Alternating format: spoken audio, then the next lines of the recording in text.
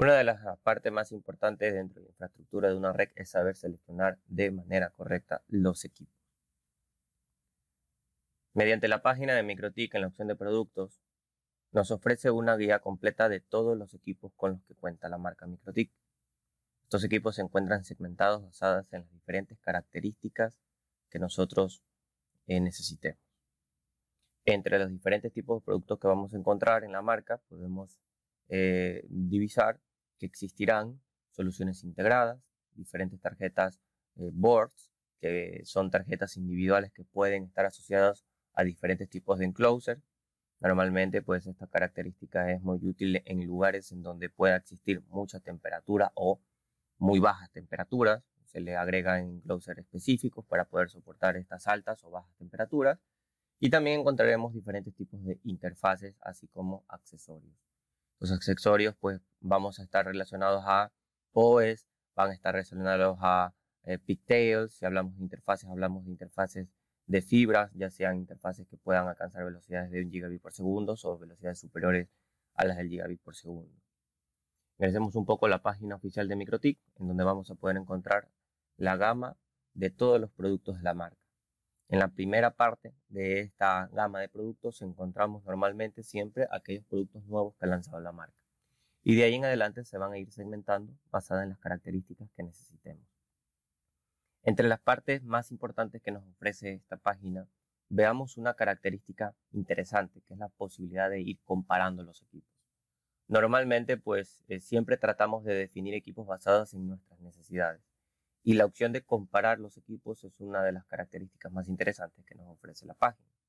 De ahí en adelante, pues, el tener el conocimiento un poco de los equipos, pues, sí nos da esa experiencia para tratar de ir definiendo de mejor manera los equipos, pero basadas en ciertas características también podemos ir sabiendo qué tipo de equipos podemos ir necesitando basadas en la infraestructura que nosotros tengamos.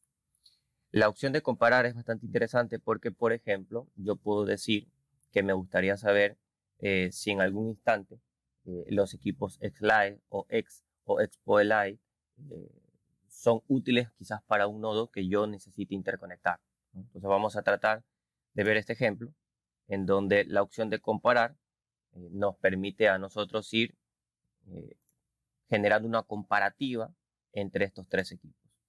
La parte interesante es que va a ir diferenciando cada una de estas características en una misma tabla. Por ejemplo, si yo necesitase dentro de un nodo que las negociaciones a nivel de puertos sean negociaciones que puedan sobrepasar los 100 megabits por segundo o que puedan alcanzar hasta el gigabit por segundo, vamos a poder ir viendo de que el XLAE es un equipo que puede negociar solamente entre capacidades de 10 y 100 megabits por segundo.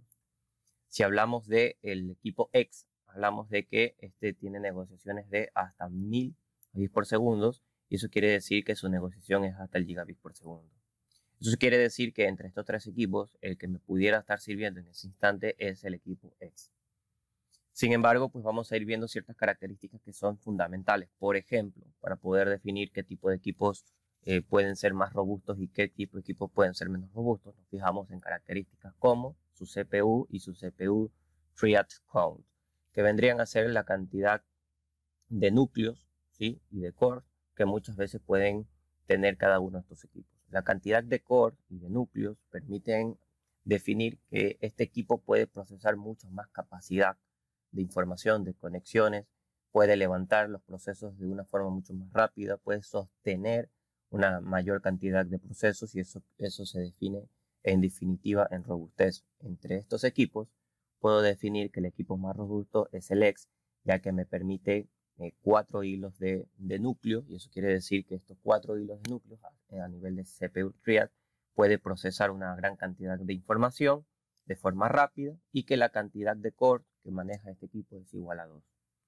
Desde esa perspectiva, el equipo más robusto en esta comparativa vendría a ser el X. Es un equipo que puede negociar a gigabit por segundo, es un equipo que maneja 2 tipos de núcleos con 4 triad counts que vendrían a ser los hilos de ejecución, y eso quiere decir que este equipo me pudiera servir basado en las necesidades que estoy exponiendo. Si de ahí en adelante la necesidad cambia, por ejemplo, me gustaría que el equipo pueda negociar quizás a gigabit por segundo, pero requiero que el equipo sea PoE, entonces tengo que ir decidiendo qué es lo más importante para mí. En este caso, una de las desventajas que pudiera haber en el X es que no es un equipo PoE out. Eso quiere decir que todos aquellos equipos que estén conectados a este dispositivo deberán tener su PoE, ¿no? Sin embargo, el X PoE Lite es un equipo que sí me ofrece PoE out, ¿sí?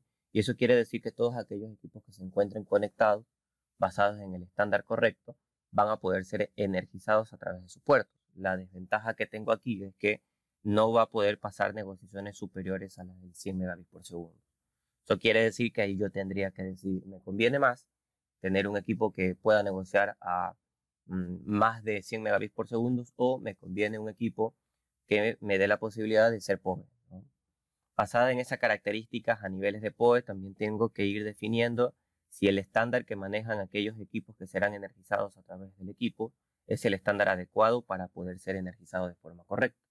Todas estas características también se encuentran dentro del equipo. Por ejemplo, se define de que el estándar PoE out maneja el estándar pasivo, ¿no? Eso significa que deberán conectarse equipos que puedan estar asociados a este estándar pasivo. Y también debemos tener en cuenta la capacidad de voltaje que cada uno de estos equipos pueden soportar, y por ello pues tenemos información como que a nivel de PoE in su nivel de voltaje puede estar entre 80 y 30 vatios, ¿no? Voltios.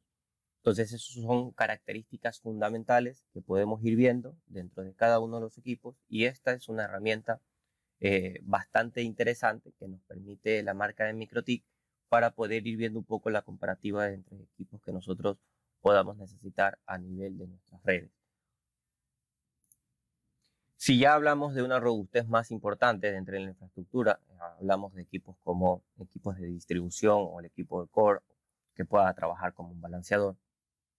Ya hablamos de equipos que deban tener capacidades superiores, ¿no? Y de ellos pues podemos hablar un poco del RB3011, que ya vendría a ser un equipo que pudiese ser utilizado como un core a no tan grandes capacidades, pero una de las características interesantes es que el 3011 y el 4011 son equipos bastante útiles para iniciar una infraestructura. ¿Y por qué? Pues bueno, vamos a ver cuáles son sus características. Por ejemplo, el Core 3011 es un poco parecido al X, con las grandes diferencias a nivel de puertos. Sabemos que el X podía permitirnos a nosotros capacidades de 5 puertos, y que estos puertos podían negociar a velocidades de hasta gigabits por segundo. La diferencia es que el 3011 pues, puede permitirnos más cantidad de puertos, ¿sí? El nivel de licenciamiento es igual a 5, quiere decir que permite capacidades superiores, ¿sí? A las antes vistas en la licencia 4, por ejemplo. Para quienes necesiten mucho más información, en la wiki de MikroTik pueden determinar cuáles son las diferencias a nivel de licencia. Pero una de las características interesantes de estos equipos, por ejemplo, es que su RAM es igual a 1 GB. Muchas veces debemos definir la característica del equipo no por el disco duro, pues a la larga, pues es a nivel de MikroTik no es tan fundamental, pero sí su RAM, porque la RAM en definitiva es la memoria que va a permitir ejecutar más procesos o menos procesos, y de esto va a basarse la gran cantidad de peticiones o de conexiones que puedan procesar cada uno de estos equipos. Por mi experiencia puedo definir que un equipo 3011 puede ser utilizado como un balanceador sin problema.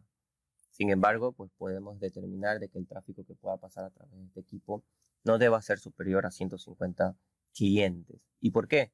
Porque muchas veces nosotros definimos al equipo solamente basado en la cantidad de usuarios que pasen a través del equipo, pero no tomamos en cuenta la cantidad de procesos que van a ejecutarse dentro de un equipo. Por eso es importante tener definida una estructura de forma correcta dentro de nuestras redes. ¿A qué me refiero con esto? Una estructura de red debe estar compuesta al menos por 2 capas importantes.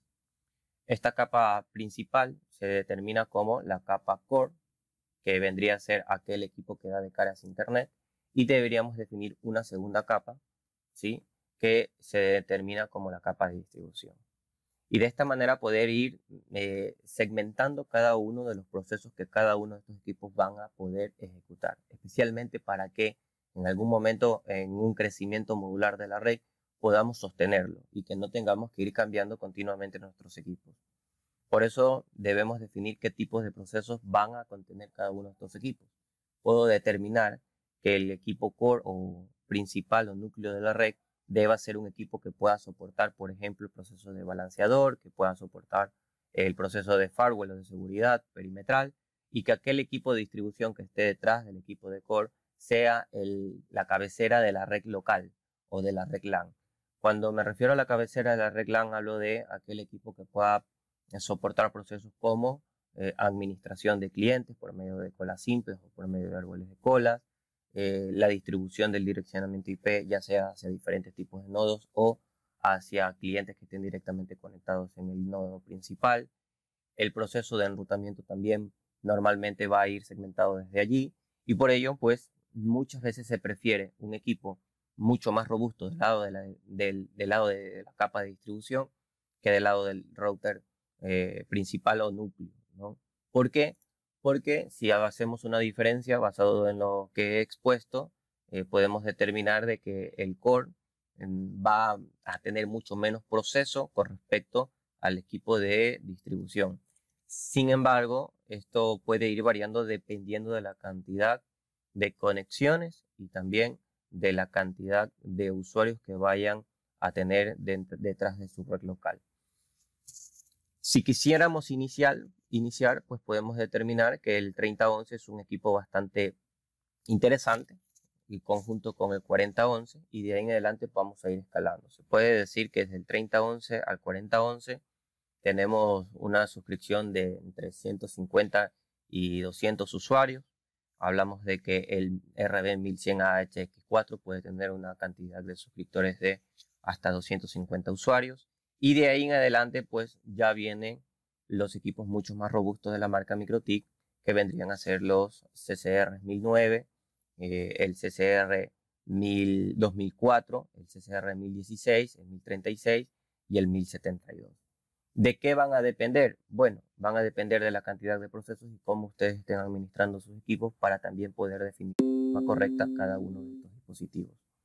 Por eso es importante también ir sabiendo cómo administrar cada uno de los distintos segmentos de nuestras redes. Por ejemplo, si ya hablamos de una cantidad mayor de 300 a 500 usuarios, ya podemos trabajar fácilmente con un 1009 o con un 1016. De ahí en adelante, pues el 1036 y el 1072 se pueden usar en aquellas infraestructuras en donde puedan sobrepasar de 700 o de 1000 o de 2000 usuarios, en donde ya se necesitan pues los equipos más robustos de la marca. Si hablamos de un equipo core basado en las características y en las necesidades que también hemos visto, es importante que dependiendo de la cantidad de estos usuarios también vayamos a cambiar nuestro core. ¿Cómo poder ir identificando cuando el core y cuando mi equipo de distribución ya está sobrepasando su umbral de utilidad? Bueno, por su CPU. Todos aquellos equipos MikroTik tienen un CPU, y basado en este CPU podemos nosotros determinar y definir cuándo ya el equipo está alcanzando su umbral de utilidad necesario. ¿Cuál sería este umbral? Bueno, la recomendación sería que en ningún momento el equipo pueda alcanzar un 90%, porque caemos en el riesgo de que el equipo pueda estar entrando en una inhibición, ¿no? En una congelación. Lo recomendable es que no permitamos que sobrepase entre el 75 y el 80% como máximo. Si es menos o inferior, 60 y 65, y nos proyectamos a que estemos creciendo constantemente, lógicamente ya tendrían que ir planificando a cambiar al siguiente equipo y escalar a la siguiente infraestructura.